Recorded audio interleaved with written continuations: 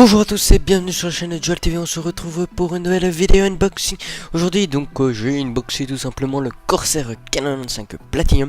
Donc oui, pour ceux qui se souviennent, avant j'avais également un Corsair Canon 5, sauf que je l'ai renvoyé en retour SAV pour le problème que j'avais parlé sur les touches programmables qui ne fonctionnaient plus correctement. On va donc aujourd'hui pas décrire ce clavier, mais on va le comparer par rapport à l'ancien et vraiment dire qu'est-ce qui me déçoit de ce clavier et qu'est-ce qui est mieux comparé à l'ancien.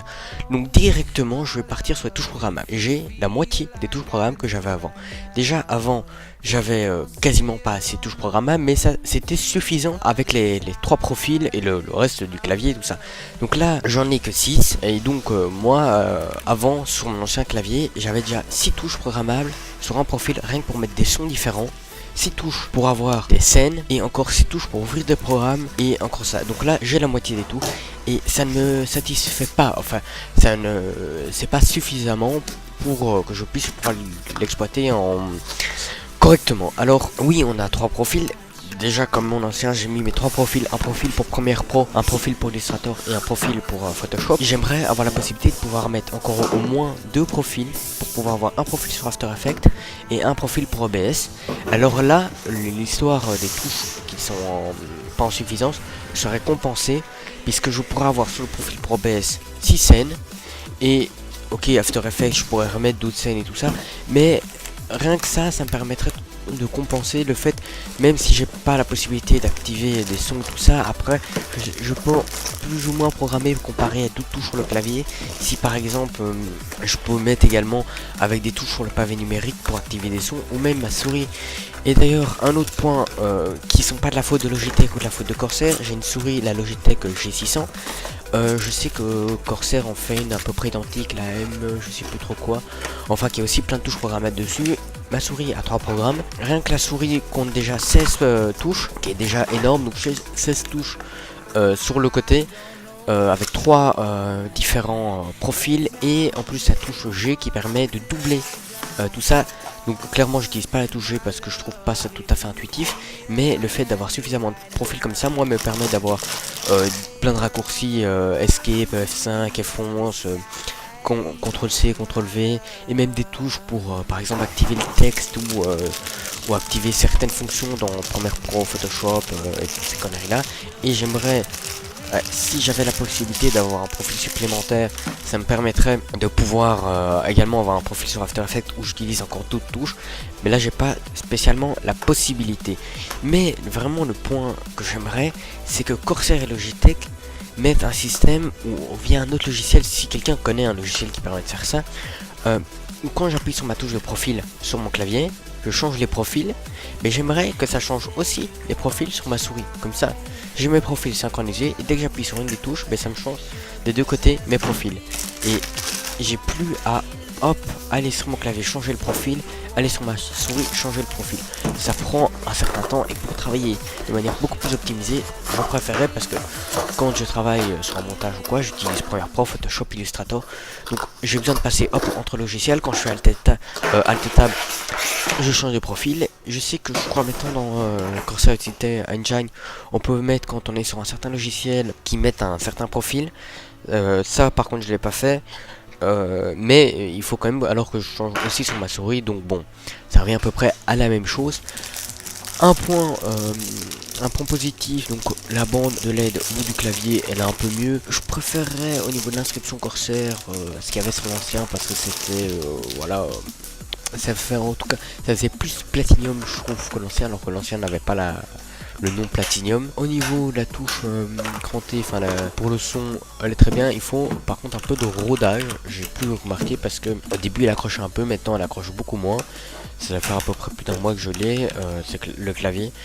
Les touches, son multimédia et tout ça fonctionnent. Par contre il faut les programmer, par exemple si vous voulez les utiliser sur YouTube, Premiere Pro et tout ça, vous devez aller dedans et mettre que ça vaut également à la barre d'espace, comme ça permet de pouvoir l'utiliser, parce que ça fonctionne sur VLC, sur Windows Media je crois aussi, je vais pas tester. Un autre truc que j'adore dans ce clavier, c'est forcément les touches début fin, là sur d'autres claviers, mais ça me permet, moi par exemple mon montage, hop je vais aller au début, je vais aller à la fin de ma timeline, c'est très rapide. Un point positif par rapport à ce clavier comparé à l'ancien, possibilité d'avoir des touches incurvées et surtout grip qui sont par exemple les ZQSD plutôt. Mais par contre, la couleur différente, je trouve pas ça spécialement plus beau. J'aurais préféré avoir la possibilité d'en avoir des noirs avec l'aspect cranté, ça aurait été mieux. Et ça aurait même pu le mettre l'aspect cranté sur toutes les touches. Pas fait de défaut, ça aurait été très bien. Mais bon, c'est que le coût devait vraiment être très cher. Donc ce clavier également, il a l'avantage au niveau du repose-poignet. Maintenant, on peut le nettoyer très facilement vu qu'il suffit de prendre le repose-poignet. Bon, c'est un peu compliqué, il faut quand même soulever le clavier pour aller en dessous, appuyer. Mais bon, c'est facilement fait, on le trempe dans l'eau et c'est nettoyé. Malgré que je trouve qu'il accroche quand même un peu plus à poussière que l'ancien repose-poignet du Canon 5. Mais voilà, je peux le laver plus facilement, donc c'est compensé. Sinon, ce clavier, de nouveau, en parlant de poussière, il attire la poussière. Il faut, pour moi, si vous voulez, voilà, il faut de l'aspirer de temps en temps, parce que sinon c'est rempli de poussière. Moi je dois généralement le frotter parce qu'il y a de la poussière, le noir et surtout le métal attire un peu la poussière. Enfin, c'est de l'aluminium brossé, donc voilà, c'est la finition, c'est les finitions Corsair, c'est du haut de gamme. C'est un très bon clavier au niveau, c'est solide, c'est robuste comme clavier. Bon, à part que j'ai eu sur l'ancien le souci, mais c'est pour ça aussi que je crois qu'ils ont changé par rapport à l'ancien, qu'ils ont plus mis autant de touches. D'ailleurs, on voit la différence, c'est qu'il n'y a plus la ligne de séparation entre les deux. Voilà, il y a peut-être une raison à ça, mais en tout cas, je sais pas, parce que j'ai l'impression aussi que les profils sont pas enregistrés dans le clavier, vu que donc quand je déconnecte le clavier et que je le mets par exemple sur mon portable, j'ai les profils qui sont sur mon portable, qui sont les anciens profils de mon ancien clavier. Pour moi, les profils sont pas enregistrés sur le clavier, donc ils peuvent faire une mise à jour dans Utility Engine et permettre d'enregistrer beaucoup plus de profils, voire infini de profils, au lieu de 3. Je sais qu'on peut enregistrer et qu'on peut les passer, enfin c'est assez bizarre, mais en gros il faut quand même aller dans le logiciel, donc on perd du temps. Donc bon, ou alors qu'ils doivent peut-être faire, je sais pas, un moyen sur les touches pour charger différents profils, genre par exemple on peut dire oh tiens je cherche le profil OBS et donc j'ai 3 profils pour OBS. Là alors moi ça me irait très bien parce que ça me permettrait d'avoir mes sons, mes scènes et encore d'autres scènes ou des trucs sur mes touches programmables sur 3 profils différents. Ça me permettrait, enfin voilà, d'avoir beaucoup plus de choses si on pouvait faire ça. Mais ça alors ils doivent soit rajouter une touche physique, parce que pour pouvoir charger des profils différents, ou alors une combinaison de touches, ce qui nous boufferait généralement une touche programmable pour pouvoir faire ça, ou alors en raccourci de touches en faisant plusieurs touches. Au niveau pour ouvrir les programmes, je sais pas pourquoi, mais ça ne marche pas. Je sais pas s'il y a une Utility Engine qui déconne. J'ai l'impression qu'en fait je dis le mauvais nom de logiciel. Non, c'est bien Utility Engine, Corsair Utility Engine qui s'appelle. Sur l'ancien clavier ça marchait très facilement. Moi j'avais des touches où quand j'appuyais dessus ça m'ouvrait Premiere, ça m'ouvrait enfin tous mes logiciels que j'utilise couramment. Et là non, j'arrive pas à faire en sorte que ça fonctionne correctement. Donc bon, un problème ou pas, je sais pas, mais c'est assez embêtant. Au niveau du rétroéclairage, il est très bien. Par contre, j'ai l'impression, enfin, on n'a pas exactement la même couleur par rapport aux touches que sur la bande de LED qui est au bout du clavier. Il y a les touches qui donc prennent un peu de la lumière, ça déforme un peu la couleur. Et donc, pour bien faire, si on veut avoir exactement la même couleur partout, on devrait passer via le logiciel et changer légèrement la couleur. Donc bon.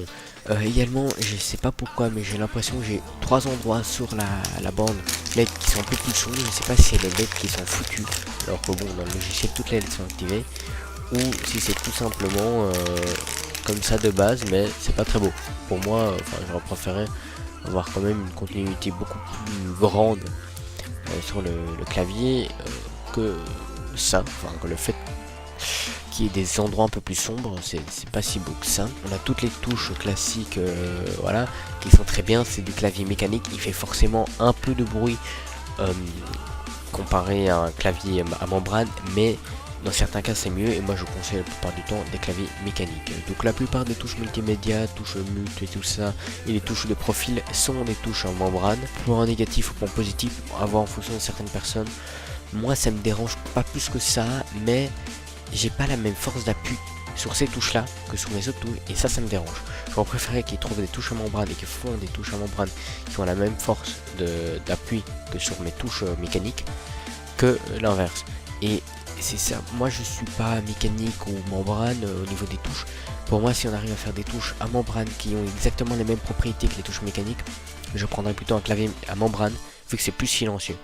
Mais bon, en soi le bruit ne me dérange pas, c'est pour ça que moi j'ai des claviers mécaniques puisque les touches à membrane, je n'aime pas, ça ne me plaît pas au niveau du toucher des touches et de la rapidité de travail que je peux faire avec. Pour moi, j'ai pas d'autre chose à dire sur le clavier. Donc moi je vous dis bonne année à tous et je vous retrouve dans une nouvelle vidéo.